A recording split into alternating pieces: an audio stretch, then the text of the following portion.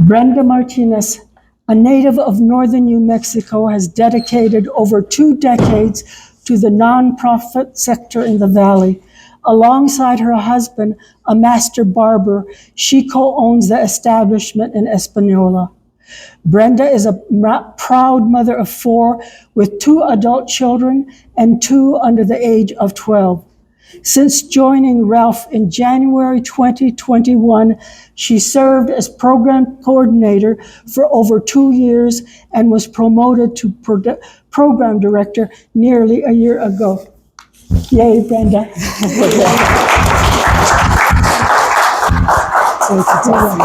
Thank you. Thank you, Tessie. As you may or may not have noticed, I wasn't on the flyer. My name and my image was not there, so I was an addition after the fact. I obviously attended because I hosted the workshops, and I wrote stories and I shared them with the group, this awesome group of storytellers here, and they encouraged me to share mine. So I'm sharing mine this evening. Mine is also an ode to a place, and it's to my hometown, Española. So my story is called My Hometown. Española, my beloved hometown, sits cradled by mountains and memory. It was never just one place. It was the river winding through the valley like a lifeline, and the little towns dotted the land like stories waiting to be told. Chimayo, Hernandez, Alcalde, San Pedro. Each one held a friend, a cousin, an adventure.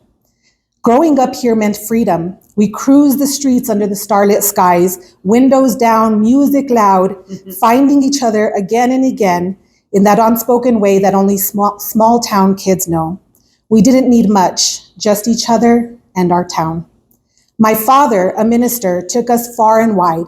We saw the neon haze of Las Vegas, Nevada, and the quiet hum of Peñasco's dirt roads, but we always came back. We always returned to the valley, to Española. It was where the familiar faces were. It was where everything began and ended. Chimayo holds my roots, but when asked, where are you from? I've always said, Española. I've lived in and around this town for 45 years, watching it shift, breathe, and ache. I remember when you recognized nearly every face. You knew most people by name. Even those who wandered the streets, you could count them on one hand. Española has a rich and diverse culture, born from the blending of Native American and Hispanic influences. The story of this place is centuries deep, rooted in the history of the Rio Grande Valley, where the Tewa people settled in the 1300s and then reshaped by Spanish colonization in the late 1500s. That convergence gave rise to a resilient identity that still pulses through our everyday lives. We are known for our art, the intricate weaving, the sacred pottery, the carved santos and retablos that tell our stories in wood and paint. In every piece, there's pride, prayer, and place. The same pride lives in our lowriders, lovingly painted and detailed with diamond tuck upholstery stitched by the hands of our talented friends and neighbors. Every car is a moving canvas, a statement of cultura and creativity, an unmistakable reflection of where we come from and who we are. These aren't just hobbies. They are the living memory of who we are, passed from hand to hand, generation to generation. But in recent years, change has come like a flood we weren't prepared for. The mom and pop shops faded, their signs peeling in the sun replaced by corporate retailers and fast food joints. We traded handmade for mass-produced, slow for fast, familiar for generic. And somewhere in that exchange, Española began to lose its voice.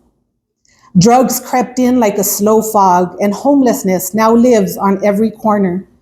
Where there was once laughter spilling from lowriders and the smell of green chili roasting in the fall, there is now despair and broken dreams. Our beautiful land still stands, still rich with culture and art and music, tradition and farming.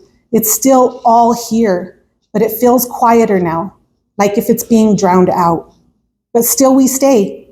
We who love this place with roots deeper than the cottonwoods, we claim it with a loyalty that aches. But I wonder, how long can we hold on? I hear people say that they left and they never looked back, and I understand.